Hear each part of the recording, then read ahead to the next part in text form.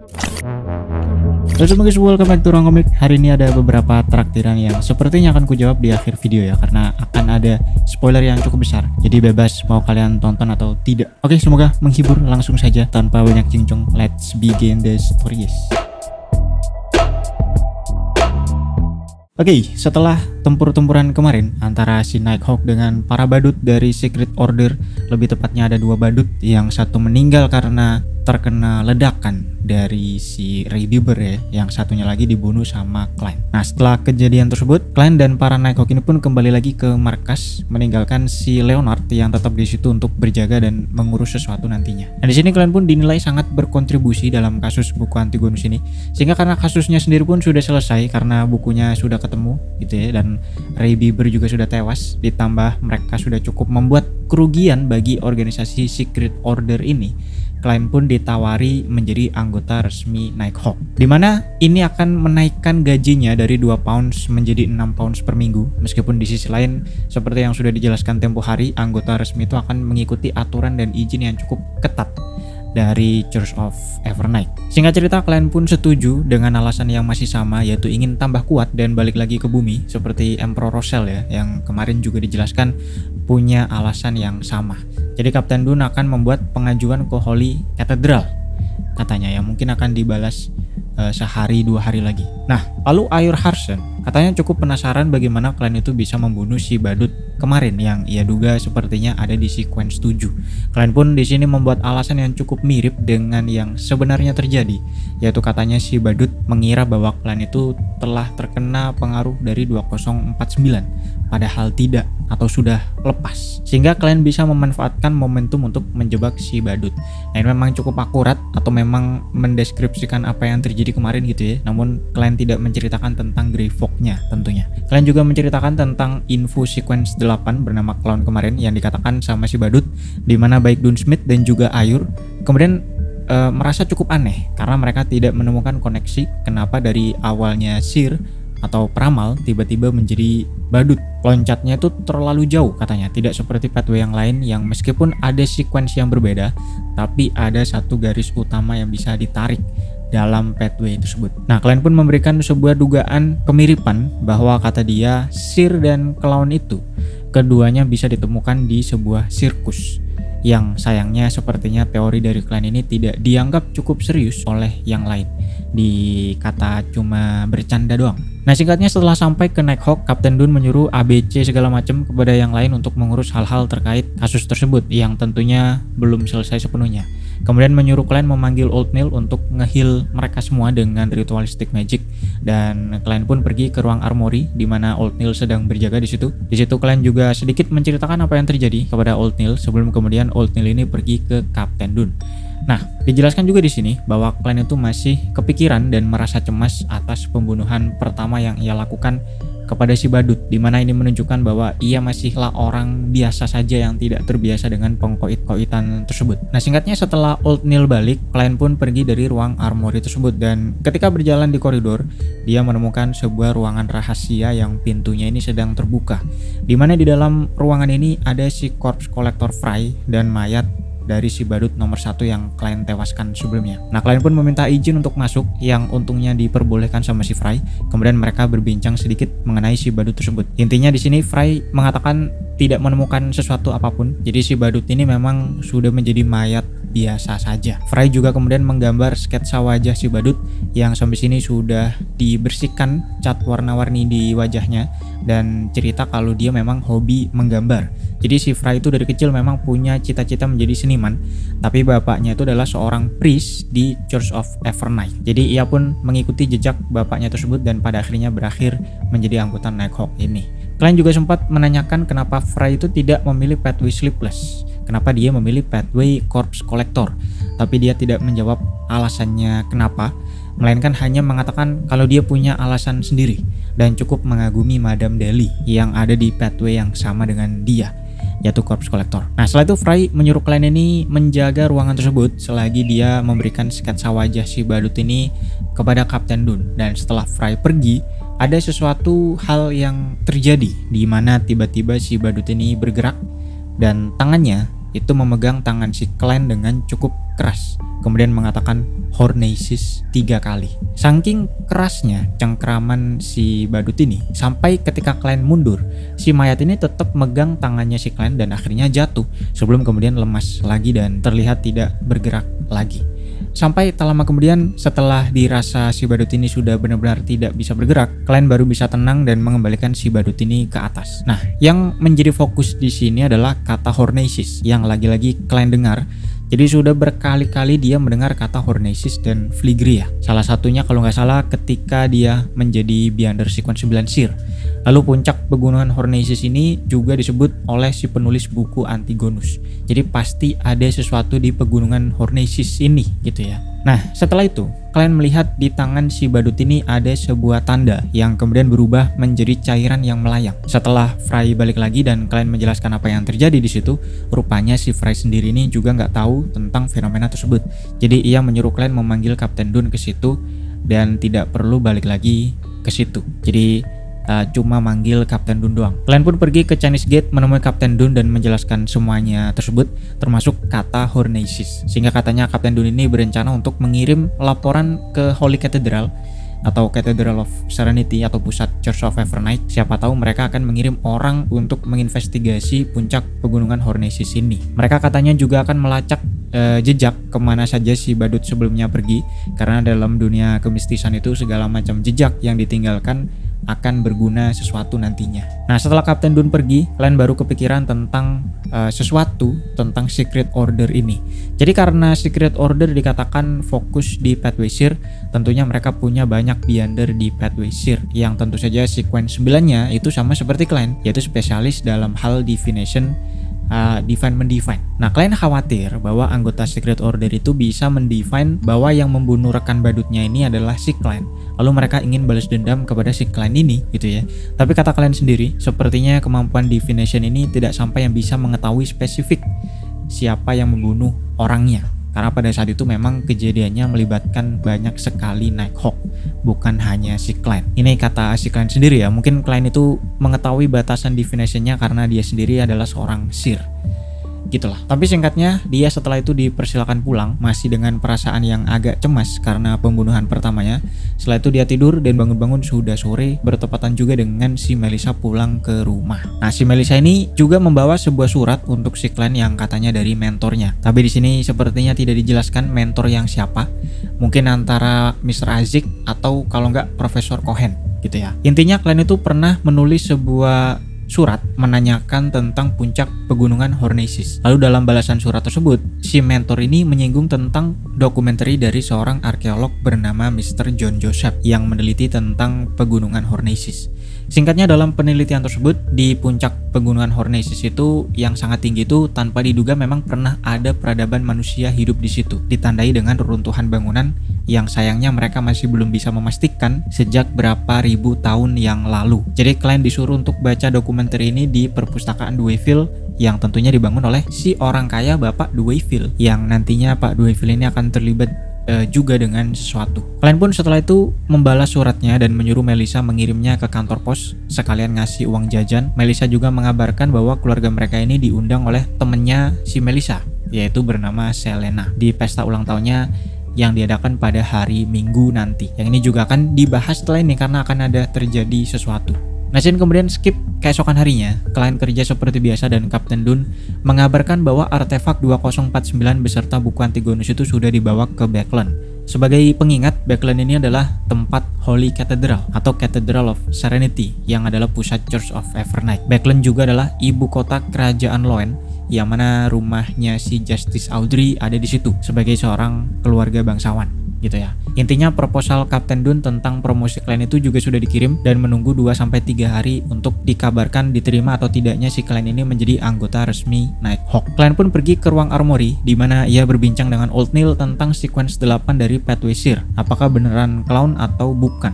di mana Oldfield menduga sepertinya memang benar karena berdasarkan deskripsi yang mereka tahu di mana sequence 8 ini bertarung dengan cerdik dan sebagainya, itu cukup akurat menggambarkan sequence 8 clown di pelabuhan kemarin yang tipe pertempurannya itu dengan tipu menipu. Lalu selain itu, kasus yang sama juga katanya terjadi di Pathway Mystery Prior, di mana sequence 9-nya bernama Mystery Prior, tapi sequence 8-nya itu adalah Melee Scholar, yang kata Oldfield itu juga lebih kepada tarung jarak dekat.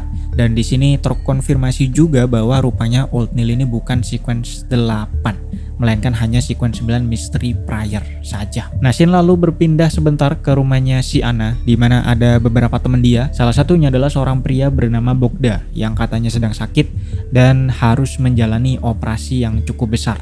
Cuman si Bogda ini katanya takut untuk dioperasi karena bisa saja operasinya ini gagal. Mungkin pada tahun itu prosedur operasi itu masih tidak mempunyai kemungkinan persentase keberhasilan yang setinggi itu gitu ya. Akhirnya Anna pun menyarankan untuk Bogda ini melakukan divination terlebih dahulu untuk mengetahui apakah dia sebaiknya melakukan operasi atau tidak, dan mengenalkan si Clan Moretti sebagai seorang sir yang sangat ajaib. Nah, di saat yang sama, Klein sedang pergi ke Museum Dwayfield, di mana ia sebenarnya tuh ingin meminjam buku yang direkomendasikan oleh mentornya sebelumnya, yang ditulis oleh Mr. John Joseph. Tapi katanya buku ini sedang tidak ada, jadi dia membaca buku yang lain tentang puncak pegunungan Hornisis. Nah, dari buku yang kalian baca ini agak susah untuk merangkum karena ada beberapa perbedaan dari novel dan komiknya. Tapi sejauh yang bisa gue simpulkan, intinya di puncak pegunungan Hornisis itu memang ada sebuah wilayah penduduk, dan seharusnya ada sebuah palace atau istana yang tidak seperti dibangun oleh manusia katanya. Yang kalian kemudian penasaran apakah palace ini sama dengan yang ada di divination-nya tempo hari ketika dia mendefine kondisi Joyce Meyer. Nah, selain itu ditemukan juga banyak simbol-simbol Evernight. Entah seperti apa, tapi simbol ini berbeda dengan secret emblemnya Evernight Goddess. Jadi sepertinya tidak ada hubungannya dengan Evernight Goddess, meskipun sama-sama Evernight gitu ya. Sehingga membuat klien menjadi bingung, Evernight ini Evernight apa? Nah, setelah itu ada penjelasan singkat juga di mana di perpustakaan ini muncul atau ada Pak Dwayfield datang. Di mana setelah klien lihat dengan spirit vision-nya, sepertinya keadaan mentalnya ini cukup tidak baik-baik saja. Entah itu kelelahan atau sedang ada masalah sesuatu gitu ya, dan ini akan dibahas juga setelah ini. Tapi Shin kemudian berpindah lagi ke klien yang pergi ke Divination Club dan kedatangan temannya si Anna tadi yang bernama Bogda yang sudah menunggu selama beberapa waktu yang cukup lama sebelum akhirnya klien datang. Nah, setelah ketemu sama si Bogda dan melihat dengan spirit vision-nya, klien cukup terkejut karena kondisi livernya ini sudah sangat hitam, sehingga klien tanpa basa-basi langsung menyuruhnya pergi ke dokter, dan hal ini pun lagi-lagi memberikan kesan yang menakjubkan kepada si Bogda karena klien langsung bisa menebak kondisinya tersebut. Nah, Bogda pun menceritakan tentang kekhawatirannya untuk melakukan operasi dan minta untuk di-define. Lalu setelah klien mendefine menggunakan kartu tarot, sayangnya hasilnya ini cukup buruk. Klien lalu mencoba mendefine dengan teknik lain, yaitu dengan dream divination, sama seperti yang digunakan untuk mendefine si Joyce kemarin. Jadi ia juga menyuruh si Bogda ini menunggu di luar. Lalu ketika mendefine di sini ia melihat scene di mana operasi Bogda gagal dan berujung kematian. Sehingga awalnya ia sempat ingin mencoba menggunakan solusi ritualistic magic untuk nge-heal, tapi nanti akan beresiko mengekspos hal-hal terkait Beyonder kepada si Bogda. Nah, tapi untungnya setelah itu klien ingat dengan seorang apoteker ajaib yang tempo hari dikasih tahu sama Mr. Glasses yang bernama Lawson Darkwaite yang ada di Eastborough. Dan setelah klien mendefine lagi tentang si Lawson Darkwaite ini, rupanya hasilnya adalah cukup positif. Jadi ia pun menyuruh Bogda untuk pergi ke situ. Alhasil Bogda pun pergi ke tempat yang disuruh klien ini dan ketemulah tokonya tersebut.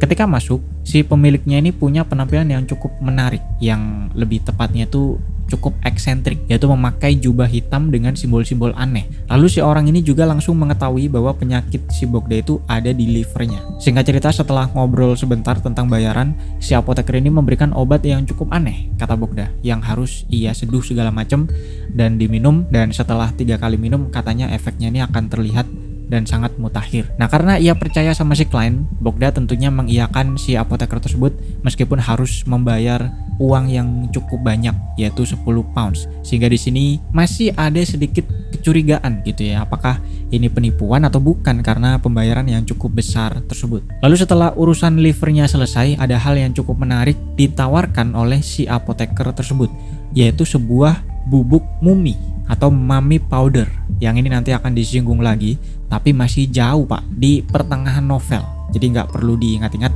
yang pasti sampai sini kita sudah pernah mendengar mummy powder atau bubuk mumi. Intinya Bogda menolak bubuk mumi ini, dan singkat cerita nantinya ketika Bogda mencoba meminum obat yang aneh dari si apoteker ini, tanpa diduga cukup memberikan efek yang sangat positif. Bahkan baru sekali minum saja sudah menghilangkan rasa sakitnya tersebut.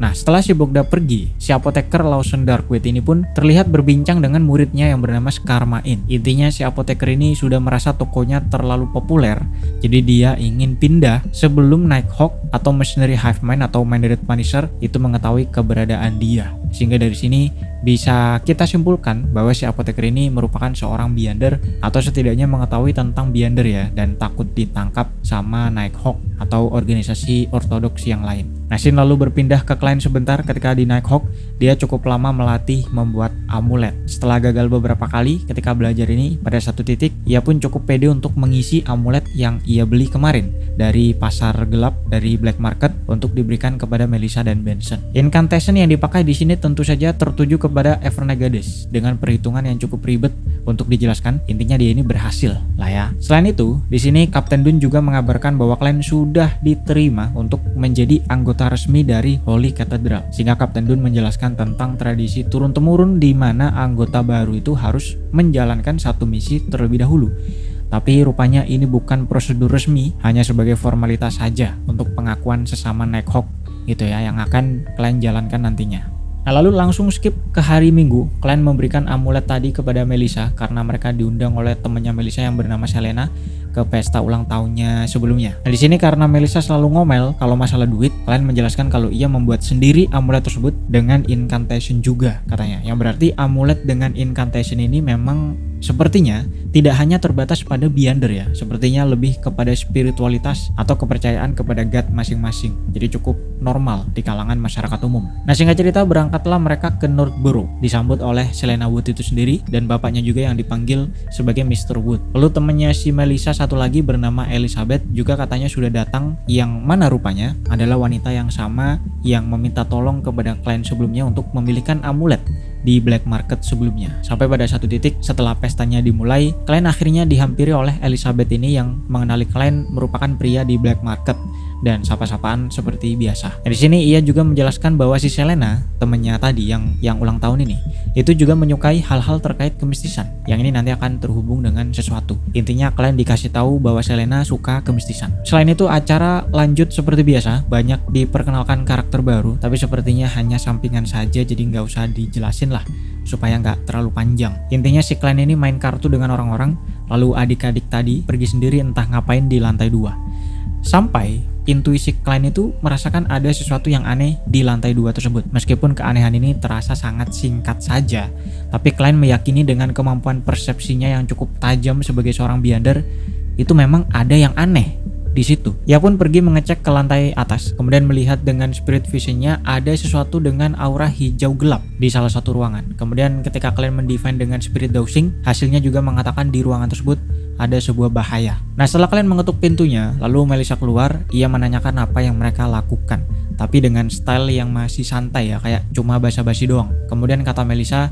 mereka sedang mencoba melakukan magic mirror divination. Lebih tepatnya divination ini dilakukan oleh si Selena karena dia itu kayak yang paling hobi dalam kemistisan gitu ya. Kalau kata Melissa itu Selena punya pengetahuan yang paling banyak tentang hal-hal tersebut. Nah, karena firasatnya takut ada apa-apa, klien pun menyuruh Melissa memanggil Elizabeth karena si Elizabeth ini agak lebih paham tentang kemistisan dibanding Melissa yang sepertinya nggak tahu apa-apa ya. Setelah Elizabeth keluar, klien menjelaskan bahwa ada sebuah bahaya di Magic Mirror Divination yang mereka lakukan. Klien juga menyuruh Elizabeth ini untuk mengkonfirmasi dengan melihat cermin yang ada di tangan Selena secara langsung. Dan ketika ia lihat, memang benar ada yang aneh, di mana cermin ini hanya terlihat hitam pekat, tidak memantulkan apapun. Lalu di antara kegelapan ini ada tubuh si Selena berdiri dengan ekspresi yang gelap. Intinya kalau kata klien, si Selena ini sudah terkena pengaruh sesuatu. Nah, setelah Elizabeth mengkonfirmasi ini, klien menyuruhnya untuk membawa Selena ke suatu ruangan 5 menit lagi. Yang mana di ruangan ini klien sedang melakukan ritualistic magic kepada Evernight Goddess. Jadi ruangan ini sendiri itu dikasih tahu sama Elizabeth yang merupakan tempat disimpannya item-item mistis milik Selena, karena lagi-lagi dia merupakan orang yang hobi kemistisan. Jadi untungnya karena ini juga klan bisa dapat bahan-bahan yang cukup lengkap untuk ritualistik magicnya tersebut. Klan juga merasa harus menggunakan sealing circle atau kayak formasi sigil gitu ya kalau di Demon God Lucky, dengan sebuah barrier juga untuk membuat efeknya ini lebih kuat. Nah, singkat cerita, Elizabeth berhasil membawa Selena ke ruangan tersebut dengan memakai alasan bahwa ia ingin memberikan sebuah kejutan. Setelah masuk, kalian langsung menjebak si Selena ini di sealing circle-nya tadi dan melakukan ritualistic magic untuk menghapus sesuatu jahat di dalam tubuh Selena tersebut. Dan singkat cerita, prosesnya ini berhasil. Aura hijau gelap sebelumnya sudah hilang dari tubuh Selena yang sekarang langsung pingsan. Lalu cermin yang ia bawa ini pun pecah, tapi pecahannya sekarang sudah memantulkan bayangan secara normal lagi. Kemudian sesaat setelah itu, entah kenapa kepala klan ini menjadi sangat sakit, yang lalu sakit ini menjalar ke seluruh tubuhnya sampai membuat dia guling-guling di lantai. Namun setelah menahan selama 20 detik, klan kembali normal dan ia pun membuat sebuah dugaan, asumsi, yaitu sepertinya barusan dia itu benar-benar kehabisan spiritualitas dan hampir membuat kekuatan Beyondernya ini hilang kendali. Untungnya pada titik ini klan itu sudah mendigest potion sequence 9-nya sampai di titik yang cukup tinggi sehingga tidak semudah itu klan hilang kendali. Dan ini katanya berkat ia melakukan acting method selama ini. Dan andai saja tingkat pendigestion potionnya ini masih rendah, klan meyakini ia akan hilang kendali di situ. Nah, kemudian kalian keluar mengabarkan kepada Elizabeth bahwa pembersihannya sudah berhasil, sudah lancar, dan ngobrol sedikit tentang Selena. Pertama, rupanya Selena mendapatkan pengetahuan mistis dari ajaran Mr. Hannes Vincent, orang yang sama yang juga mengajar di Divination Club-nya si Klein. Yang pada saat itu kalian merasa Hannes Vincent ini oke-oke saja karena yang ia ajarkan itu adalah ritualistic magic yang ditujukan kepada Orthodox God. Makanya dia tidak melaporkan kepada Nighthawk. Nah, tapi menurut Elizabeth, Selena sudah melakukan magic mirror divination ini beberapa kali dengan tidak ada efek sama sekali.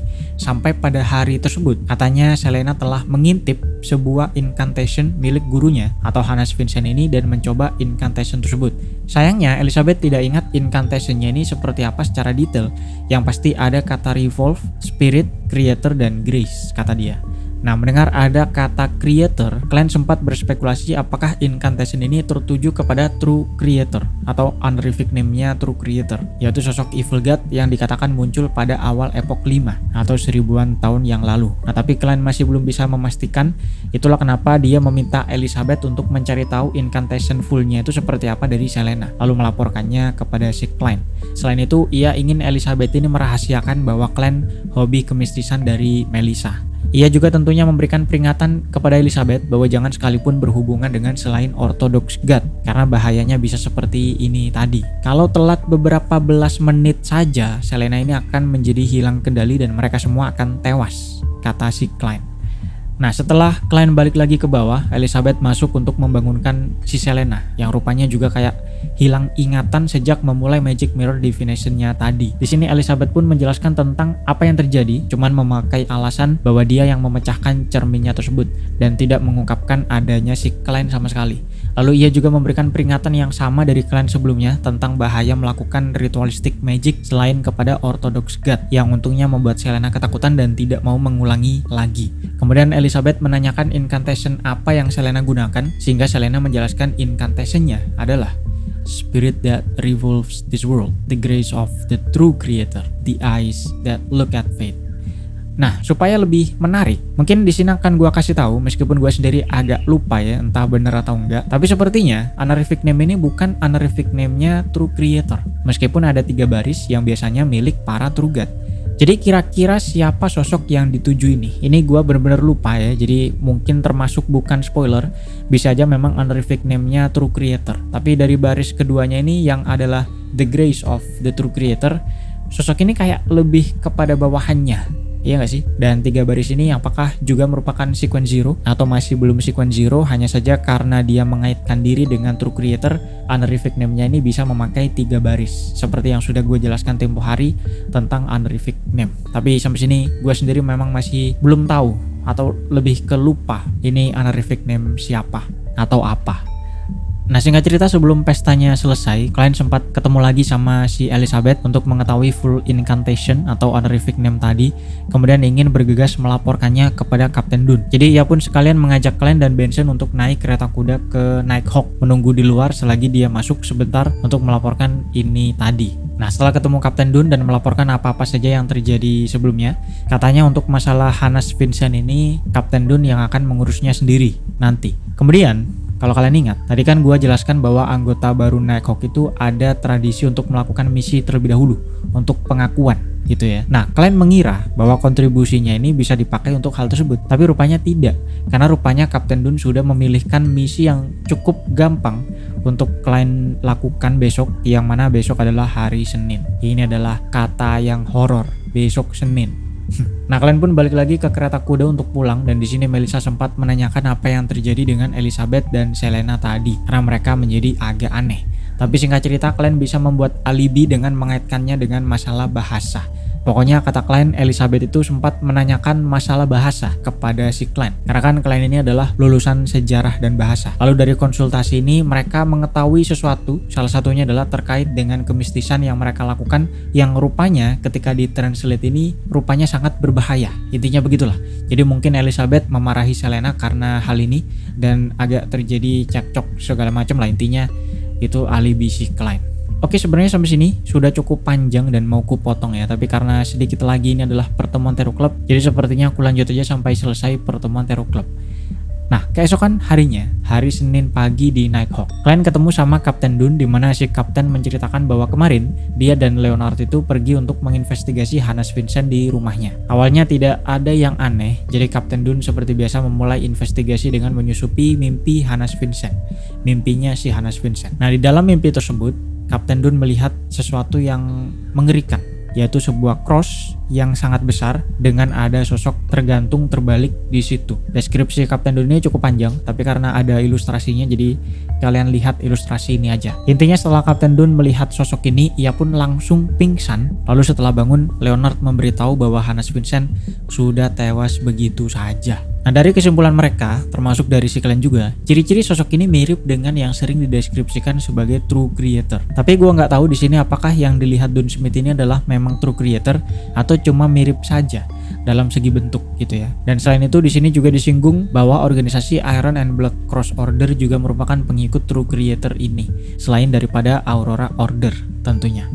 Nah, singkatnya kasus Hannes Vincent ini masih akan diurus sendiri oleh Kapten Dunn, sedangkan kalian disuruh mengurus satu kasus yang sekaligus menjadi tes misi sebelum menjadi anggota resmi Nighthawk seperti yang sudah dijelaskan sebelumnya. Nah, misi yang akan kalian urus ini melibatkan si orang paling kaya di Tingen, tidak lain tidak bukan yaitu Bapak Deweyville, yang katanya mengalami teror beberapa waktu terakhir ini. Ia mendengar suara-suara aneh, termasuk tangisan sesuatu setiap malam dimanapun dia berada. Dia sudah pergi ke psikiater, mencoba untuk mengobati secara psikologi, tapi tidak ada hasil sama sekali. Nah, Inspektur Inspektur Tolle yang mengurus hal tersebut menduga bahwa ini melibatkan hal-hal kemistisan, sehingga ia pun meminta tolong kepada Nighthawk karena Pak Deweyville ini adalah pengikut Evernagades, dan Kapten Dunn pun mengirim si klien ini untuk mengurus. Klien pun disuruh ganti memakai seragam inspektornya dan menemui Inspektur Tolle ini di satu tempat. Nah, di jalan Inspektur Tolle sempat menjelaskan cukup detail tentang kasus tersebut. Pertama, Pak Deweyville ini memang punya background yang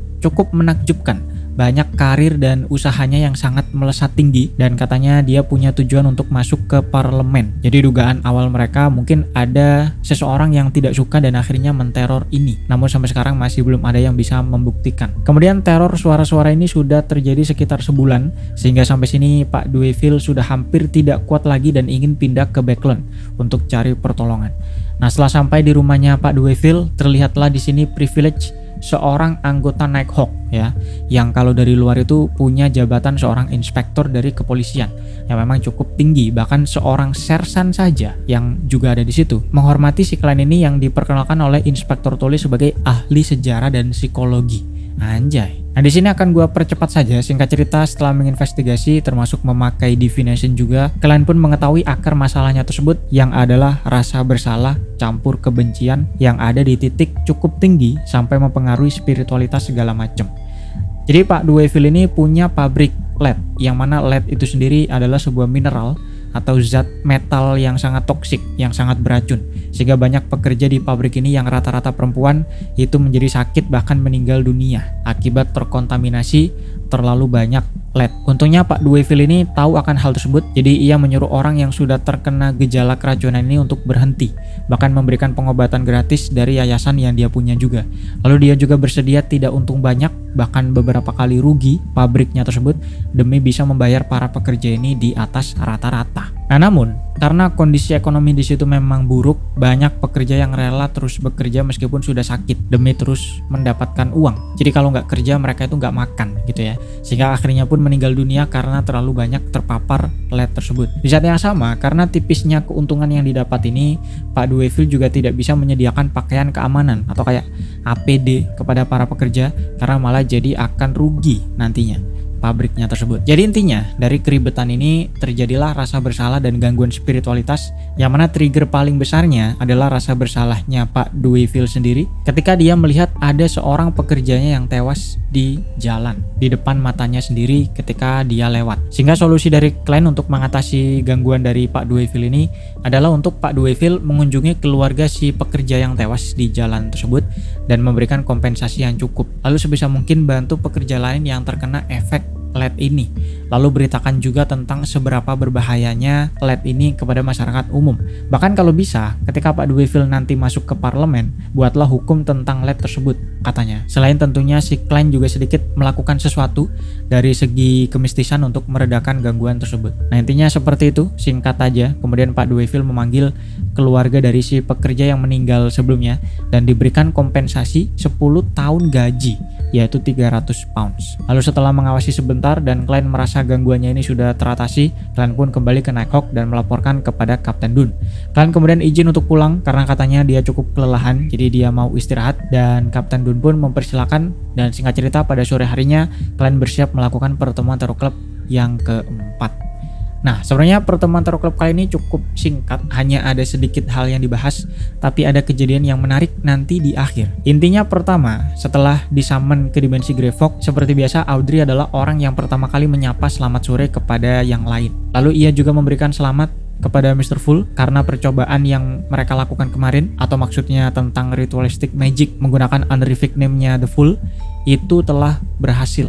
Sehingga Elgir sendiri pun juga ikut memberikan selamat dan juga mengatakan bahwa Mr. Fool ini jauh lebih kuat dari yang mereka bayangkan sebelumnya, katanya. Karena sampai sini kan mereka tidak menyangka bahwa Mr. Fool itu ada di dekat Trugat karena honorific name yang hanya ada 3 baris. Nah, di sisi lain, klien juga menerima pujian tersebut dan menginfokan kepada mereka bahwa next time kalau ada yang tidak bisa ikut pertemuan Tarot Club, mereka bisa menggunakan ritualistic magic kemarin dan tinggal mengganti aspek tujuannya dengan info bahwa tidak bisa ikut. Nah, setelah itu Audrey punya satu halaman catatan Emperor Rosal yang kemudian ia manifestasikan seperti biasa dan kemudian dibaca oleh klien. Selagi yang lain menunggu si klien ini selesai membaca seperti biasa. Nah, di dalam diary kali ini ada cukup banyak hal menarik, khususnya karena di sini Emperor Rosal itu menceritakan percakapannya dengan seseorang bernama Zaratul. Paragraf pertama itu cukup biasa aja, dimana Emperor Rosal itu bingung kenapa Blasphemy Slate yang kemarin dijelaskan mengandung info 22 pathway menuju Trugat itu disebut sebagai blasphemy, yang artinya itu penistaan, sedangkan Slate itu kayak batu tipis yang biasanya diukir gitu ya. Jadi Emperor Rosal ini bingung siapa yang dinistakan atau yang menistakan.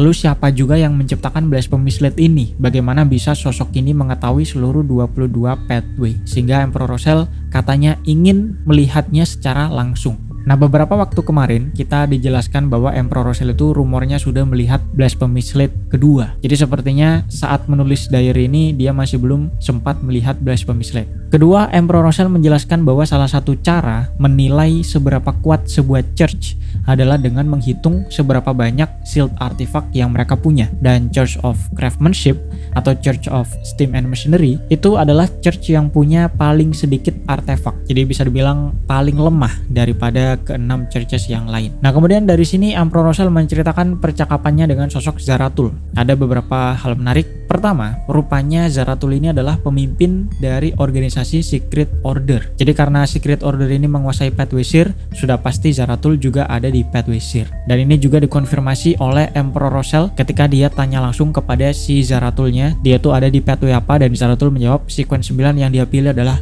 Seer.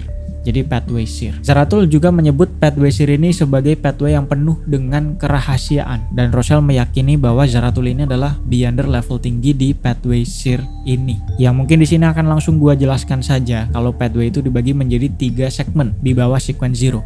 Sequence 9 dan sequence 8 itu adalah level rendah atau low sequence Beyonder. Lalu sequence 7 sampai sequence 5 itu menengah atau mid sequence Beyonder. Sequence 4 sampai sequence 1 itu atas atau high sequence Beyonder. Kalau sequence 0 ya sudah True God. Jadi setidaknya Zaratul ini ada di sequence 4, bahkan kemungkinan besar di atas 4, intinya high sequence Beyonder. Nah yang menarik, rupanya Emperor Rochelle ini sedang bekerja sama dengan Zaratul.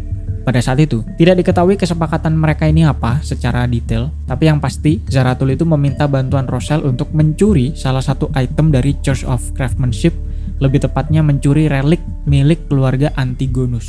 Dan perlu diingat, Rochelle itu sudah tewas 100 tahun yang lalu, sedangkan baru kemarin kita dijelaskan bahwa Secret Order mengincar buku Antigonus, sehingga kalian pun menyimpulkan bahwa sepertinya Secret Order ini memang ingin mengumpulkan peninggalan keluarga Antigonus. Dan di pertengahan sampai akhir novel nanti, kalian akan mengetahui kenapa mereka mengincar peninggalan keluarga Antigonus, yang mana masih jauh pak, bayangin sudah disinggung dari sini.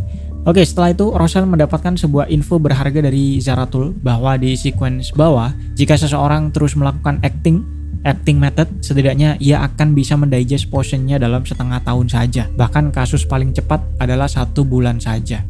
Lalu tidak ada cara pasti untuk mengetahui kapan potion tersebut benar-benar terdigest. Yang pasti si Beyonder ini akan merasakan sendiri kalau memang sudah terdigest sepenuhnya. Jadi ada rasanya gitu ya, si Beyonder ini akan merasakan sensasi tersebut. Nah itu isi dari diary Emperor Rochelle. Di sisi lain ada yang menarik terjadi dengan Audrey dan Elger ketika kalian sedang membaca. Mungkin karena gabut ya, si Audrey itu dijelaskan tanpa sadar memantau Mr. Fool sebagai seorang spektator karena kebiasaan. Tapi seketika setelah itu ia langsung memalingkan wajah atau langsung tidak jadi memantau karena dia ini takut. Karena kan Mr. Fool ini ada di level sekitar True God, apalagi mereka ada di dimensi milik The Fool sendiri, dimensi Greyfog, sehingga tentunya Mr. Fool bisa mengetahui bahwa Audrey sedang memantau dirinya tersebut. Jadi Audrey ini takut Mr. Fool emosi, makanya dia langsung membatalkan aksinya tersebut. Untungnya Audrey berpikir sepertinya Mr. Fool ini tidak terlalu mempermasalahkan kenekatannya tersebut, kata dia. Padahal si Clan juga nggak tahu. Sedangkan di sisi lain, Elger sedari awal hanya melihat ke arah meja saja tanpa sedikit pun berani melihat ke arah The Fool. Karena sebagai orang yang sangat berhati-hati dan cukup cerdas, ya memang dia sudah tahu untuk tidak nekat melakukan hal yang ceroboh. Nah, setelah kalian selesai membaca, diskusi kemudian dimulai dengan Audrey yang menanyakan di mana ia bisa menemukan organisasi Psychology Alchemist. Sayangnya Elger menjawab tidak tahu dan memberikan nasihat bahwa lebih baik Audrey ini fokus untuk mendigest potionnya saja daripada buru-buru mencari potion atasnya. Audrey lalu menanyakan kapan potionnya ini terdigest, karena saat itu katanya dia sudah tidak mendengar suara bisikan-bisikan lagi. Nah, Elger hanya menjawab bahwa kalau tidak menggunakan acting method, biasanya secara rata-rata itu harus menunggu 3 tahun. Setelah 3 tahun ini biasanya potion sudah benar-benar terdigest dan bisa naik sequence, katanya. Dimana ini cukup sama dengan prinsip yang digunakan di Nighthawk atau Church of Evernight, karena pernah dijelaskan bahwa mereka juga harus menunggu 3 tahun paling minimal setelah terakhir kali naik sequence sebelum bisa naik lagi. Di sini Elger juga menjelaskan sebelum naik sequence biasanya itu Beyonder akan dites terlebih dahulu untuk menghabiskan energinya, dan jika energinya sudah habis sepenuhnya tapi dia tidak menerima atau mengalami gejala yang aneh, maka artinya potion tersebut sudah terdigest full. Nah, ini terhubung dengan scene di mana Klein mengurus masalah Selena tadi, karena kan dia sempat kehabisan spiritualitas dan kita ditunjukkan Klein yang merasakan sakit luar biasa dan hampir hilang kendali. Artinya dia masih belum sepenuhnya mendigest potion seer-nya tersebut. Nah, sedangkan jika menggunakan acting method, Elger sendiri mengatakan tidak tahu pastinya juga karena dia sendiri baru paham kemarin dari Mr. Fool ketika pertemuan Terror Club, sehingga Audrey pun menjadi agak lesu karena merasa 3 tahun itu adalah waktu yang terlalu lama. Untungnya setelah itu Klein mengetuk jarinya ke meja seperti biasa menandakan dia mau ngomong. Intinya Klein menjelaskan apa yang ada di dalam diary Emperor Rochelle tadi, bahwa jika seorang Beyonder terus melakukan acting, potionnya akan terdigest dalam setengah tahun atau paling cepat bisa 1 bulan saja. dan si Beyonder itu akan merasakan sendiri kalau memang potionnya sudah terdigest. Alhasil penjelasan ini kembali membuat Audrey cukup bersemangat dan lagi-lagi membuat si Klein seperti memang Beyonder level atas, padahal dia sendiri baru tahu barusan. Nah, topik kemudian berpindah, di mana Audrey menanyakan apakah Mr. Fool tidak ingin menambah anggota baru lagi. Tapi The Fool menjelaskan kalau untuk anggota baru, mereka tidak bisa gegabah karena kerahasiaan mereka itu harus dijaga. Dan Audrey menyimpulkan bahwa anggota ini memang harus dipantau terlebih dahulu atau dites terlebih dahulu untuk bisa bergabung. Ada proses yang harus dijalani. Topik selanjutnya adalah Elger yang memberikan info bahwa seorang listener dari Aurora Order sedang mencari jejak True Creator, katanya. Dimana kemarin kita ditunjukkan bahwa Elger dan krunya yang ada di kapal Blue Avenger itu dikirim untuk melacak The Listener ini. Dan sebenarnya di sini tidak dijelaskan, tapi intinya The Listener itu bukan sebuah julukan atau jabatan ya, tapi adalah nama sequence 8 dari sebuah pathway. Jadi kadang memang seseorang itu dipanggil dari nama sequence-nya.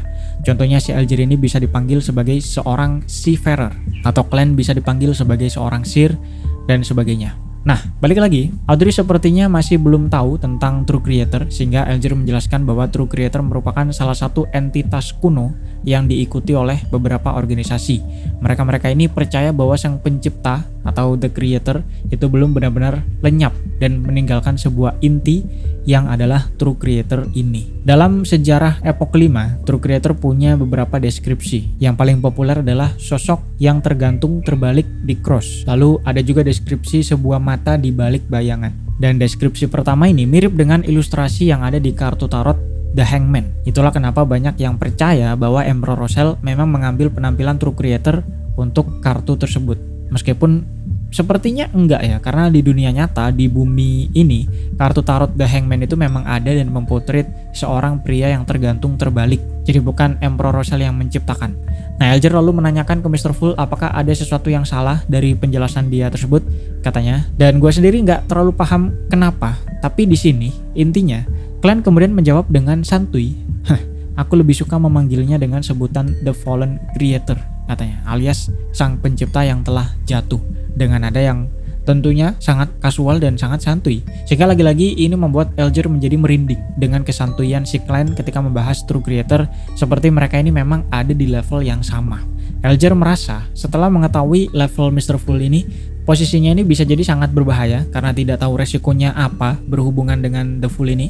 Tapi di saat yang sama juga merupakan kesempatan besar untuk dia sendiri menaikkan kualitas dirinya. Dan si Elger ini lebih condong ke kemungkinan yang kedua, yaitu kesempatan yang besar. Nah, Elger setelah itu mulai menjelaskan lebih detail tentang True Creator. Awalnya ia menjelaskan tentang pengikut True Creator yang katanya kebanyakan adalah psikopat dan punya kemungkinan sangat besar untuk hilang kendali. Dimana ini cukup cocok dengan informasi dari Nighthawk yang sudah kalian pelajari, yang mana pengikut True Creator itu memang sudah keputer-puter ideologi mereka sehingga menjadi aneh. Lalu Audrey juga ingin tahu lebih banyak tentang organisasi yang lain, tapi Elger ingin bertransaksi untuk informasi tersebut, yaitu dengan bayaran 1000 pounds. Yang mana ini sangat banyak, Pak. Gaji Klein saja cuma 100 pounds per tahun. Setelah naik gaji jadi 280 pounds per tahun. Ini 1000 pounds. Artinya 4 tahun gaji. Dan itu pun diiyakan dengan mudah oleh si Audrey, menunjukkan bahwa memang keluarganya itu sangat kaya raya ya, sebagai sebuah keluarga bangsawan, yang tentunya membuat Klein yang cukup hitung-hitungan dengan duit menjadi iri sendiri. Nah, setelah membuat kesepakatan, Elger pun mulai menjelaskan pertama tentang Moses Ascetic Order, merupakan organisasi rahasia pertama yang pernah dibentuk selain daripada Orthodox Church. Kalau dari Orthodox, banyak yang bilang Church of Evernight adalah yang pertama. Nah, Moses Ascetic Order ini awalnya didirikan oleh beberapa orang yang sudah melihat Blasphemy Slate, dan mereka mengikuti sesosok god yang konseptual bernama Hidden Sage. Jadi Hidden Sage ini god yang konseptual, dalam artian tidak seperti god yang lain, ia lebih kepada bentuk sebuah konsep atau pengetahuan itu sendiri, atau manifestasi dari sebuah hukum. Jadi sebutannya itu non-anthropomorphic. Dan kalau ditarik seperti kesimpulan yang sudah gue jelaskan sebelum-sebelumnya, karena Moses Ascetic Order ini menguasai Pathway Mystery Prayer, kemungkinan besar Hidden Sage ini ada di sequence 0 Pathway Mystery Prayer. gampang kan ya, sebenarnya ini spoiler sih jadinya, tapi oke lah. Nah, organisasi ini juga sangat dihormati pada masanya karena mereka menjunjung tinggi moralitas dan cukup religius. Tapi pada satu titik, rupanya organisasi ini jatuh ke dalam sebuah corruption. Alger katanya tidak tahu detailnya seperti apa, tapi ada penjelasan yang cukup mengerikan yang ia ketahui, yaitu kenapa mereka jatuh ke dalam corruption adalah karena God yang mereka ikuti, yang katanya tadi God secara konseptual ini, non-anthropomorphic ini, tiba-tiba menjadi hidup dan menjadi evil God. Ketika Audrey menanyakan detailnya bagaimana, lagi-lagi Alger menjawab tidak tahu. Tapi yang menarik di sini, Alger sempat ingin ngasih kode-kode kepada Mr. Full supaya Mr. Full ini menambahkan penjelasan gitu ya, kayak lu sebagai yang sepuh itu ngasih tahu sesuatu dong gitu ya. Tapi tentunya dia takut karena memang ada sebuah aturan tidak tertulis di hampir semua churches, yaitu jangan pernah mengetes God atau jangan pernah mengorek-ngorek sesosok God. Itu sudah kayak sebuah hukum yang harus diikuti meskipun kepada siapapun God-nya tersebut. Nah, setelah itu Alger menjelaskan tentang demonic sect yang katanya ajarannya ini diteruskan secara keturunan, dan karena mereka dipenuhi oleh wanita saja, rumornya mengatakan bahwa anggotanya ini membunuh anak laki-laki dan bapaknya sendiri dan hanya menerima wanita saja. Nah, di sini kalian belum tahu, tapi sebagai pembaca kemarin kita sudah di-spill ya dari si Trish yang bertemu seorang wanita di pelabuhan tentang sequence 7 bernama Witch dari Pathway Assassin yang akan merubah seseorang menjadi wanita. Jadi sebenarnya penjelasan Alger ini tentang kenapa anggotanya wanita semua ini tidak sepenuhnya benar, dan di sini belum ada yang tahu. Selanjutnya organisasi Nominus Episcopate yang mengikuti sosok God bernama Death, dan organisasi Rose School of Thought itu berasal dari benua selatan, Southern Continent, sebelum kemudian menyebar ke benua utara. Kemudian Psychology Alchemist mengikuti God yang mirip dengan Moses Ascetic Order, yaitu God-nya ini non-anthropomorphic gitu ya, dan mereka juga percaya bahwa jiwa seseorang bisa melakukan apa saja. Lalu terakhir adalah Secret Order yang kata si Alger merupakan organisasi yang paling sedikit menunjukkan diri, sehingga mereka yang paling tidak diketahui asal-usul, background, motif, dan sebagainya. Tapi setiap kali mereka muncul, mereka seperti sedang mengincar sesuatu katanya. Yang ini terhubung dengan diary tadi, bahwa rupanya Secret Order ini mengincar peninggalan keluarga Antigonus, dan pemimpinnya yang bernama Zarathul sempat kerjasama dengan Emperor Rosel untuk mencuri relik Antigonus dari Church of Craftsmanship. Singkatnya, setelah membahas organisasi ini, klan menyudahi pertemuan dan mengembalikan mereka berdua ke tubuh masing-masing. Nah, setelah keduanya ini pergi, Klein merenungkan sesuatu yang cukup menarik, yaitu karena status yang ia ciptakan adalah sebuah sosok yang sepuh, ia menjadi tidak bisa bebas menanyakan sesuatu karena akan merusak image-nya sendiri sebagai sosok yang kuat. Alhasil, Klein kepikiran untuk menciptakan sebuah clone atau akun Smurf ya kalau di game, yang nanti bertugas menjadi sosok yang noob dan sering tanya-tanya ke anggota yang lain. Setelah dicoba menggunakan kekuatan Greyfog, rupanya berhasil. Kemudian muncul sosok memakai jas hitam di kursi yang paling pojok, berseberangan dengan kursinya si Klein. Namun sosok ini sangat kaku sekali, jadi tidak bisa dianggap sebagai manusia dan lebih kepada boneka saja. Sehingga Klein memutuskan untuk tidak menggunakannya terlebih dahulu sebelum dia bisa mengimprove sosok tersebut. Nah, Klein lalu mulai mempertimbangkan perkataan Justice Audrey untuk merekrut anggota baru, sehingga ia pun mulai memantau bintang merah yang lain. Sampai akhirnya dari salah satu bintang merah, ia mendengar suara seorang remaja laki-laki yang sedang berdoa menggunakan bahasa yang tidak bisa Klein mengerti. Lalu dari penampilan, si remaja ini juga memakai pakaian yang sangat tradisional dan tidak biasa di kerajaan Loen. Perabotan di sekitarnya juga sangat tua, dan Klein juga mendengar suara petir berkali-kali dan hujan yang lebat dari luarnya. Nah, Klein setelah itu mulai memfokuskan diri untuk memahami bahasa yang diucapkan. Rupanya ada beberapa kata yang ia pahami, seperti kata ibu dan kata bapak yang mirip dengan Ancient Vesak. Tapi setelah didengarkan lagi, sepertinya bukan Ancient Vesak maupun bahasa turunannya. Karena kan semua bahasa modern saat ini yang kalian ketahui itu adalah turunan atau adaptasi dari Ancient Vesak. Jadi karena bukan, kemungkinan yang lain adalah ini bahasa di atas Ancient Vesak, yaitu bahasa Jotun atau bahasa para giant. Jadi singkatnya itu, Ancient Vesak merupakan turunan dari Ancient Jotun. Ancient Jotun ini pondasi dari Ancient Vesak. Sedangkan bahasa modern lain saat ini adalah turunan dari Ancient Vesak.